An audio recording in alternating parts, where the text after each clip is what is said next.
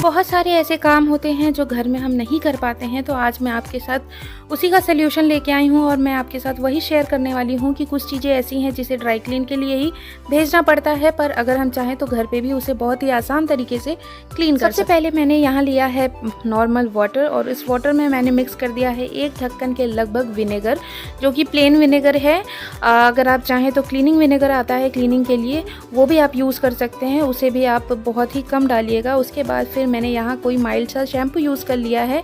अगर बच्चों का शैम्पू है तो वो भी यूज़ कर सकते हैं, वो भी बहुत माइल्ड होता है। बस इसके बाद मैंने ले लिया है एक स्पॉन्ज और उस स्पॉन्ज की हेल्प से, ये मेरा ब्लैंकेट है, इसे मैं स्पॉन्ज की हेल्प से रब करते जा रही हूँ। और आपको ये ज़रूर ध्यान रखना है कि जो आपका स्पॉन्ज है उसे अच्छे से डिप कर लेना है और उसका जो एक्स्ट्रा वाटर है वो निकाल देना है। उसके बाद फिर आपको जो झाग बच रहा है उससे इसे क्लीन करना है। क्योंकि ब्लैंकेट का साइज़ बहुत बड़ा होता है, वो लगभग बेड के साइज़ का ही होता है और इसे फ्लोर पे रख के क्लीन करने से तो क्लीन नहीं हो पाएगा, इसलिए मैंने इसे बेड पे ही रखा हुआ है। और मेरे पास कहीं ऐसा इतना स्पेस भी नहीं है कि मैं ब्लैंकेट को पूरा फ्लोर पे लगा के उसके बाद फिर क्लीन कर सकूँ, वरना फिर कुछ नीचे बिछा के कर देती। तो यहाँ मैंने ब्लैंकेट को बेड पे ही रखा हुआ है और मैं एक साइड, मैंने साइड्स डिवाइड कर दिए हैं। तो पहले मैंने हाफ़ साइड को क्लीन किया है और हाफ़ साइड फिर जब क्लीन हो जाएगा तो फिर मैं इसे टर्न करके जो बाकी का हाफ साइड है उसे क्लीन कर लूँगी और फिर इसे मैं फोल्ड कर दूँगी। तो इस तरीके से मैंने फोल्ड कर करके बेड पे ही इसे बहुत अच्छे से क्लीन कर लिया है। गर्मी का मौसम था, मैं इसे बहुत टाइम से क्लीन नहीं कर पा रही थी क्योंकि मैंने ठंडियों में यूज़ किया था, तो मैं इसे साफ़ करके ही रखना चाह रही थी, पर मुझे कई बार गाँव आना जाना पड़ गया तो उसकी वजह से मैं नहीं कर पाई। और कभी भी मेरी हमेशा से ये हैबिट है कि मैं कभी भी किसी सामान को बिना साफ़ किए हुए नहीं रखती। तो मैंने इसे साइड में रखा हुआ था कि जब भी मैं फ्री होंगी तो इस काम को कर लूँगी। तो इस काम को मैंने इस तरीके से कर लिया है और फिर वापस से फोल्ड करते करते इस साइड पे भी, जो इसका फ्रंट साइड है, इस साइड को भी मैंने इस तरीके से क्लीन कर लिया है। क्योंकि ये थोड़ा फ्रंट साइड पे वेलवेट का कपड़ा है तो मैंने इसे भी बहुत ही आसान तरीके से, और स्पॉन्ज जो लेना है वो बहुत ही सॉफ्ट लेना है जिससे कि आपका जो फैब्रिक है उसको नुकसान ना करे बिल्कुल भी, और वो सेफ रहे, नुकसान नहीं होने देना है कपड़ों को। और ऐसा नहीं कि घर पे करने के लिए, क्योंकि कई बार मान लीजिए हम घर पे करके पैसे तो बचा रहे हैं, पर कई बार हमारे पास ऑप्शन भी नहीं होता कि हम कहीं ड्राई क्लीन में बार बार भेज दें, कई बार हमारे एरिया में नहीं होता। तो ये हमारे लिए बहुत यूज़फुल होगा, इसलिए मैंने ये चीज़ शेयर की है। क्योंकि मैंने गर्मियों के सीज़न में साफ़ करना स्टार्ट किया है अपने ब्लैंकेट को, तो मुझे इस चीज़ का ज़रूर ध्यान रखना पड़ रहा है कि मैं जैसे ही स्पॉन्ज की हेल्प से जो झाग उठा है उस झाग से जब मैं क्लीन कर रही हूँ तो तुरंत ही एक टॉवल भी मैंने ले रखा है, उसको नॉर्मल पानी से क्लीन करके वापस से पोंछती जा रही हूँ। क्योंकि गर्मियों का टाइम है तो झाग वापस से जल्दी सूखने लग जाएगा और धूप बाहर बहुत अच्छी थी, इसलिए मैंने आज का ही दिन सिलेक्ट किया था क्लीन करने के लिए।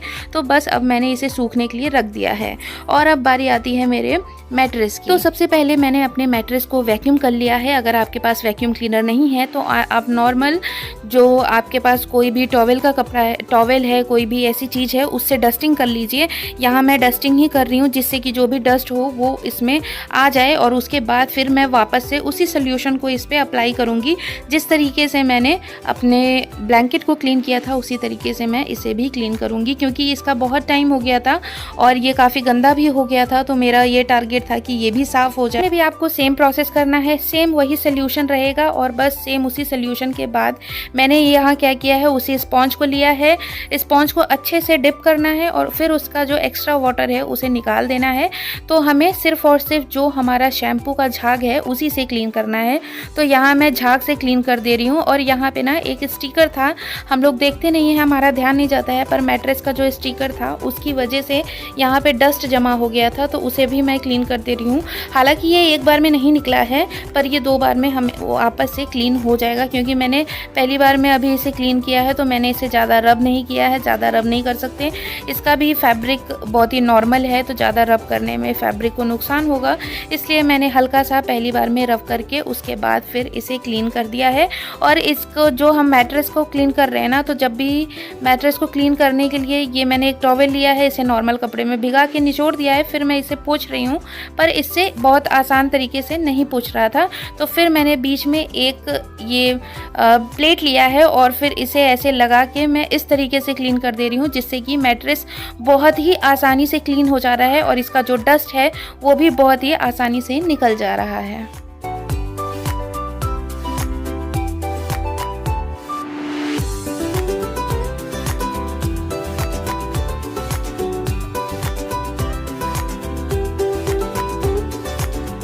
मैंने पूरा मैट्रेस क्लीन कर लिया है और उसके बाद फिर मैं यहाँ वैक्यूम कर ले रही हूँ, जिससे कि जो एक्स्ट्रा वाटर होगा वो निकल जाएगा।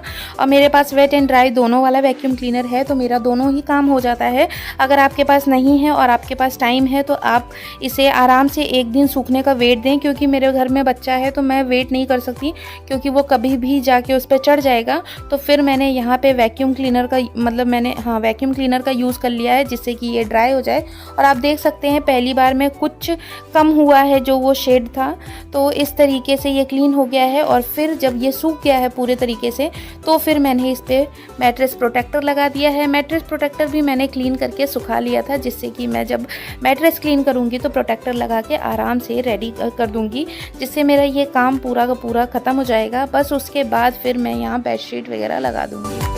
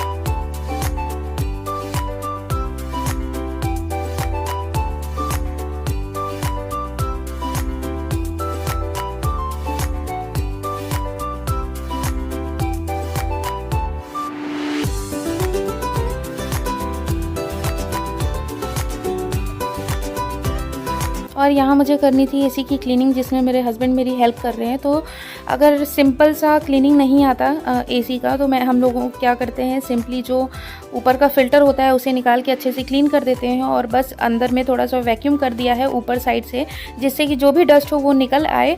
और वैसे ही हम लोगों ने क्लीन कर लिया था। और बस उसके बाद यहाँ मैंने कुछ ऑर्गेनाइज़र मंगाया था, क्योंकि मेरे पास ब्लैंकेट बहुत सारे हैं। तो मैं उन ब्लैंकेट के जो पुराने ऑर्गेनाइज़र थे वो सारे ख़राब हो गए हैं, तो मैंने यहाँ नए ऑर्गेनाइज़र मंगा लिए हैं। और वैसे तो इसकी क्वालिटी कुछ ज़्यादा अच्छी नहीं लग रही है, पर मैंने अभी मंगाया है तो मैं इसको यूज़ कर लूँगी, और फिर उसके बाद मैं शेयर करूँगी इसका रिव्यू कि ये कितने टाइम तक चला है। तो सबसे पहले मैंने यहाँ पे जो मैंने ब्लैंकेट ड्राई क्लीन किया था वो ड्राई हो गया था, तो उसके बाद फिर मैंने रखने के लिए यहाँ इस ऑर्गेनाइज़र को लगाया था, पर ये साइज़ में बहुत छोटा था। वैसे तो ये फ़ोटो में काफ़ी बड़ा था, साइज़ में उतना बड़ा नहीं है। मैंने साइज़ ध्यान भी नहीं दिया था, तो मैं ये नहीं कहूँगी कि उसकी गलती है, पर हो सकता है कि मेरी ही गलती हो, क्योंकि मैंने साइज़ पे ध्यान नहीं दिया था। मुझे ये भी नहीं पता था कि ये ब्लैंकेट कितने में आएगा, कितने एरिया में आएगा। बट अभी इस ब्लैंकेट को इसमें लगाने के बाद समझ में आ गया है कि अब इससे बड़ा ऑर्गेनाइज़र चाहिए होगा, क्योंकि जो ब्लैंकेट के ऑर्गेनाइज़र होते हैं वही थे मेरे पास, तो मैंने उसी में रखे हुए थे और वो सारे अभी ख़राब हो गए हैं। तो यहाँ मैंने इसे लगाने की कोशिश की, बट इसे लगाने के बाद भी इसका जो ज़िप था ये बंद नहीं हो रहा था। तो फिर मैंने सोचा कि वैसे तो इसकी क्वालिटी कुछ अच्छी है नहीं, तो मैं इसमें रिस्क ना लूं। और फिर मेरे पास जो और बाकी के ये पुराने ऑर्गेनाइज़र थे, तो मैंने अभी इसमें लगा दिया है। इसके लिए मैं दूसरा कोई ऑर्गेनाइज़र लेके लगा दूंगी। और जो मेरे पास दूसरे ब्लैंकेट थे उसे मैंने इसमें फ़िट किया, तो ये आराम से साइज़ में भी फ़िट हो गया और बहुत अच्छे से बंद हो गया था। तो फिर इस ऑर्गेनाइज़र को मैंने रख लिया। अगर मेरे किसी भी ब्लैंकेट में ये फ़िट नहीं आता तो मुझे वापस करना ही पड़ता, पर और सारे ब्लैंकेट इसमें फ़िट आ गए थे, तो मैंने इसे रेडी कर लिया था। ये जो दूसरा वाला ब्लैंकेट है इसे मैंने इसमें लगा दिया था और इसमें सेट कर दिया था। बहुत ही आराम से ये सेट हो गया था, और इसका जो ज़िप था ये भी बहुत अच्छे से बंद हो गया था। तो अभी मैं इसे रख रही हूँ, और फिर इसका अगर ये अच्छा नहीं होगा तो मैं आपको रिव्यू दूंगी कि कैसा है कैसा नहीं। बस इसके बाद फिर मैंने इसे अच्छे से सारे ब्लैंकेट को ऑर्गेनाइज़र में रख दिया है, और फिर इसे मैं इसकी जगह पर रख दूँगी। अगर ये वीडियो आपको यूज़फुल लगा हो तो वीडियो को लाइक कर दीजिएगा। फिर मिलते हैं अगले वीडियो में। Bye bye.